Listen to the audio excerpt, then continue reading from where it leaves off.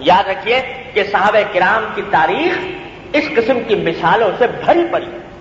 کسی موقع پر لوگوں کی مرعوبیت، یہ کیا کہے گا، یہ کیا مذاق اڑائے گا، یہ خیال کبھی بھی ان کو محمد رسول اللہ صلی اللہ علیہ وسلم کی کسی سنت سے باز نہیں رکھ سکا.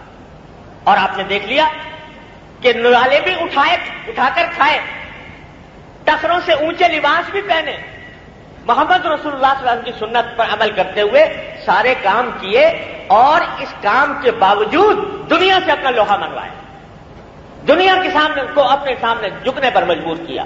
قیصر و کسریٰ کی بڑی دبدبے والی سلطنتیں ان کے آگے سرنگوں ہوئی.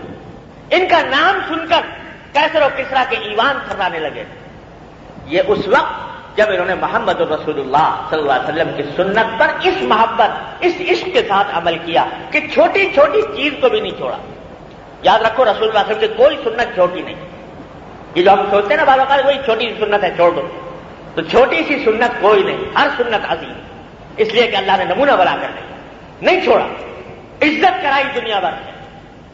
اور جس دن سے ہم نے یہ سوچنا شروع کر دیا کہ صاحب اگر ہم یہ کام کر لیں گے، محمد رسول اللہ صلی اللہ علیہ وسلم کو بتایا ہوا یہ کام کر لیں گے تو امریکہ کیا کہے گا، اور روس کیا کہے گا، اور دنیا کی مغربی طاقتیں کیا کہیں گی، وہ کیسا مذاق اڑائیں گی. اگر ہم نے اپنا طریقہ اختیار کیے رکھا تو وہ کیا ہم کو کہیں گے. جس دن سے یہ وتیرہ اختیار کیا ہے، یاد رکھو انہی کی نگاہوں میں ذلیل ہو، انہی کی نگاہوں میں ذلیل ہو. وہی تمہارا مذاق اڑاتے ہیں، روز تمہاری پٹائی ہوتی ہے، صبح شام جوتے پڑ رہے ہیں. باوجود ہے کہ اپنا سر سے لے کر پاؤں تک سب کچھ بدل ڈالا، اپنا طریقہ، اپنے معاشرت، اپنا رہن سہن، اپنا طریقہ زندگی سب کچھ بدل ڈالا. لیکن اس کے باوجود ہو تم وہی فنڈامنٹلسٹ، تمہارا نام فنڈامنٹلسٹ ہے، اور تم گردن زدہ نہیں ہو ان کی نگاہ میں، اس واسطے کہ تم جب تک کلمہ لا الہ الا اللہ محمد رسول اللہ پر ایمان رکھتے ہو، چاہے سر سے لے کر پاؤں تک پوری اپنی شکل، صورت، رہن سہن، معاشرت، ہر چیز ان کے سانچے میں ڈھال لو، لیکن رہو گے ان کے دشمن، اور تمہاری روز پٹائی ہوتی رہے گی. ہمارے ایک بڑے حکیم شاعر تھے مرحوم اسد ملتانی، مرحوم،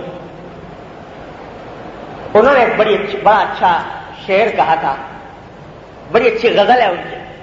اس میں شعر تو یہ کہا، پہلا شعر تو یہ ہے کہ کسی کا آستاں اونچا ہے اتنا، کسی کا آستاں اونچا ہے اتنا کہ سر جھک کر بھی اونچا ہی رہے گا. آستاں محمد رسول اللہ صلی اللہ علیہ وسلم کا اتنا اونچا ہے کہ اس پر سر جھکاؤ گے تو تمہارا سر نیچا نہیں ہوگا، دنیا کے مقابلے میں تمہارا سر ہمیشہ اونچا رہے گا. یہ ایک سجدہ جسے تو گراں سمجھتا ہے، ہزار سجدوں سے دیتا ہے آدمی کو نجات. تو یہ کسی کا آستاں اونچا ہے اتنا کہ سر جھک کر بھی اونچا ہی رہے گا. اور دوسرا شعر جو سنانا چاہتا تھا وہ یہ ہے کہ ہنسے جانے سے جب تک تم ڈرو گے، ہنسے جانے سے جب تک تم ڈرو گے، زمانہ تم پہ ہنستا ہی رہے گا. جب تک تمہارے دل میں یہ خوف ہے کہ ہمارا فلاں ہنسی اڑائے گا، فلاں مذاق اڑائے گا، تو اس وقت تک زمانہ تمہاری ہنسی اڑاتا رہے گا. محمد رسول اللہ صلی اللہ علیہ وسلم کا غلام اور اس کی غلامی اختیار کر کے سارے طور طریقے ان کے اپنا لیے، اس دن یاد رکھو کہ دنیا بھر سے عزت کراؤ گے. تاریخ تمہاری اس بات کی گواہ ہے کہ تم نے کبھی دوسروں کی نقالی کر کے عزت حاصل نہیں کی، محمد رسول اللہ صلی اللہ علیہ وسلم کا طریقہ اختیار کر کے عزت حاصل کی. تو محبت صحابہ کرام نے اس طرح کر کے دکھائی. یہ نہیں کہ صاحب یہ سنت جو ہے حضور اقدس صلی اللہ علیہ وسلم کی، یہ تھوڑا عقل میں نہیں آتی، اس کا کوئی فلسفہ سمجھ میں نہیں آتا، اس کی کوئی حکمت ہے، مصلحت سمجھ میں نہیں آتی، اس وجہ سے چھوڑ دو. اگر محبت ہے تو قرآن یہ کہتا ہے قل ان کنتم تحبون اللہ فاتبعونی یحببکم اللہ. کہہ دو کہ اگر تم اللہ سے محبت کرتے ہو تو میری اتباع کرو، میرے پیچھے چلو. اور اتباع کا لفظ جو استعمال کیا قرآن نے، اس میں کوئی قید، کوئی شرط نہیں لگائی.